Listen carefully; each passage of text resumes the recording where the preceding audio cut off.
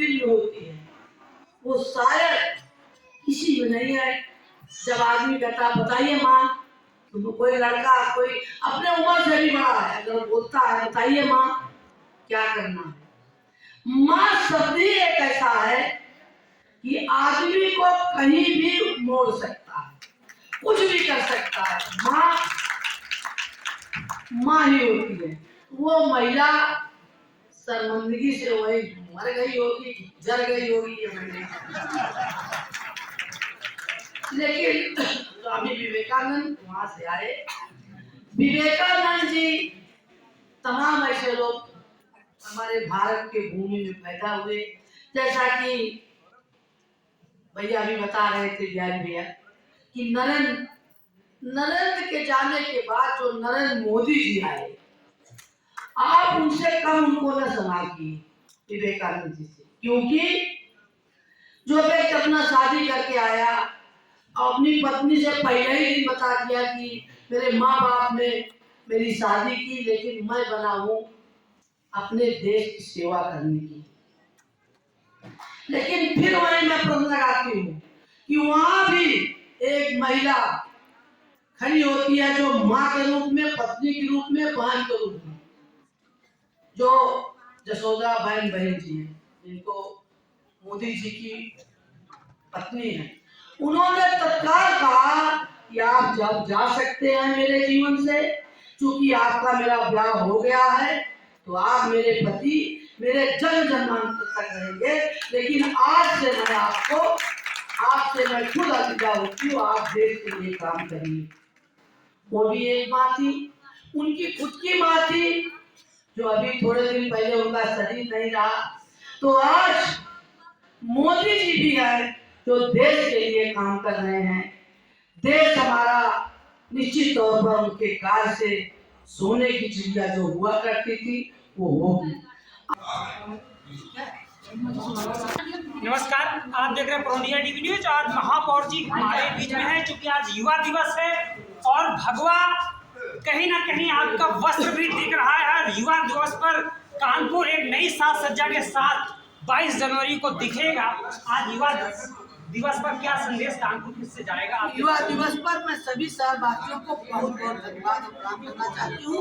विवेकानंद के बताए हुए रास्ते पर सब युवा चले, यही मैं कामना करता हूँ। और थी और उन्होंने कहा विवेकानंद जी के रास्ते पर ही देश चलेगा और आगे अग्रसर होता रहेगा। बने रहे प्रोंडिया टीवी न्यूज के साथ।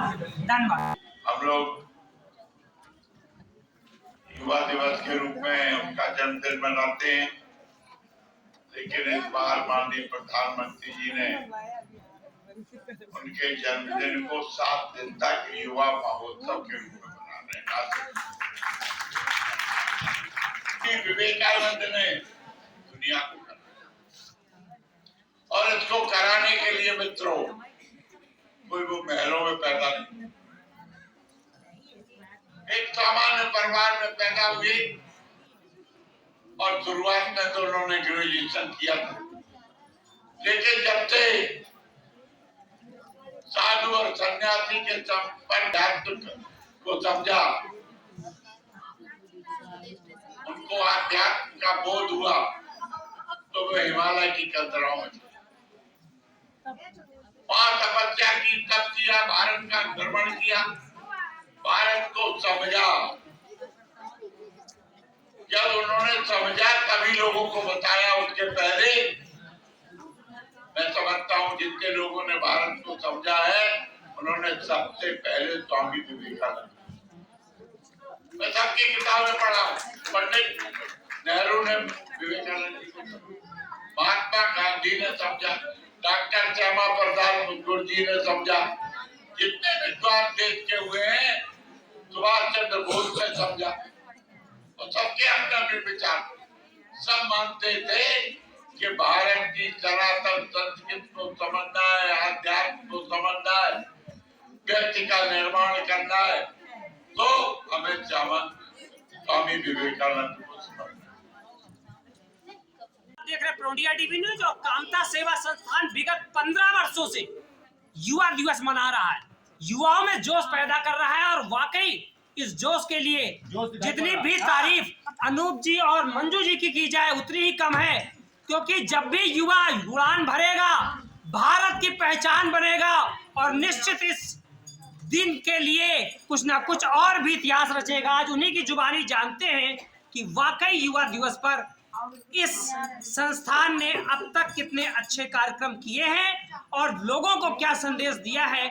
अनूप जी और मंजू जी का वाकई विगत 15 वर्षों से निरंतर कार्यरत इस तरह के कार्य कर रहे हैं। क्या कहना चाहेंगे भाई? सर्वप्रथम तो आपका धन्यवाद। जिस तरीके से आपने इतने उत्साह के साथ सवाल किए हैं वो स्वयं नहीं युवा उत्साह का प्रमाण है। आज राष्ट्रीय युवा दिवस है और इस युवा दिवस के अवसर पर हम लोग हमेशा हर साल इसको अपना वार्षिक उत्सव के तरीके मनाते हैं। संस्थान इसको वार्षिक उत्सव के तरीके मनाता है और सभी समाज के लोगों को बुलाकर जो विद्वान वक्ता हैं उनके द्वारा समाज के वो युवा जो आज नशे या किसी अन्य तरफ जाके अपने उत्साह को छीन कर चुके हैं, उनके उत्साह को पुनः वापसी करने, उनके अंदर एक बीज का रोपण करने के लिए आज ये संगठन संगठित होकर इस कार्य को वार्षिक उत्सव के तरीके आयोजित करता चला आ रहा है। इसका प्रथम और यही उद्देश्य है कि किसी एक भी जीव में, किसी भी एक युवा में अगर कोई बात बीज की तरीके बैठ गई हमारे स्वामी विवेकानंद जी की, तो आप ये मान लीजिए कि उसके परिवार, उसके आसपास के समाज का भी विकास हो जाएगा और उत्थान हो जाएगा। इसी नियत से इस हर वर्ष इसी दिन 12 जनवरी को स्वामी विवेकानंद जी के जन्म दिवस के अवसर पर इसका आयोजन किया जाता है।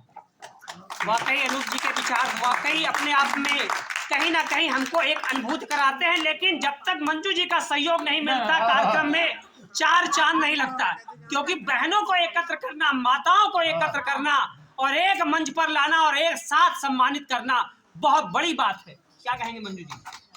अपने हो या पराए सबके लिए हो न्याय, देखो कदम हमारा हरगिज न डगमगाए, रख देंगे एक दिन हम संसार को बदल के, ये देश है हमारा नेता हम ही है कल के। आने वाली जो स्वामी विवेकानंद जी का जन्मोत्सव है उसमें हमारी ये जो प्रेरणा इस वर्ष दी गई है, देखिएगा ये कार्यक्रम और भव्य होगा और जितने लोगों को हम सहयोग कर पाते हैं उससे कई गुना अधिक सहयोग करेंगे और महिलाएं इससे अधिक होंगी, ताकि उनको ये महसूस हो कि 33% आरक्षण में आज महिलाएं पहले से ज्यादा सुरक्षित हैं, न्याय मिलेगा उनको, अन्याय नहीं होगा।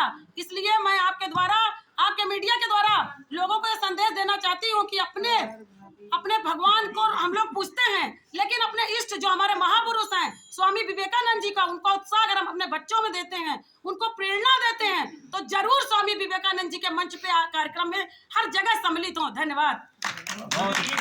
चूंकि 22 जनवरी आ रही है और इस बार देश 2 दिवाली मना रहा है, तो 2 दिवाली में आपके मुखार बिंदु से कुछ भगवान श्री राम के लिए भी अगर हो जाए तो भाई ये मौका मुझे दे दीजिए। कि हमारे ऊपर विशेष कृपा है, पिछले 38 वर्षों से में रोज दर्शन होते हैं।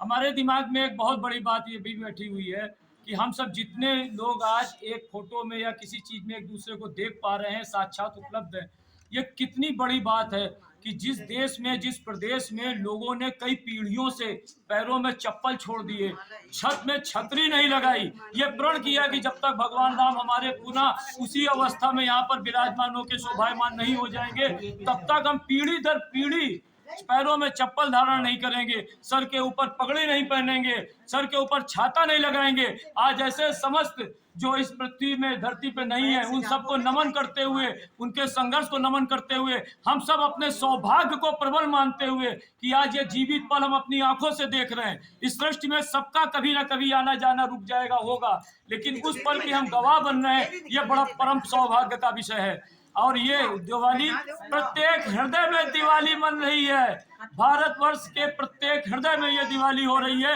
और प्रतिदिन 22 तारीख के आयोजन के उत्साह में दिन प्रतिदिन ये उत्साह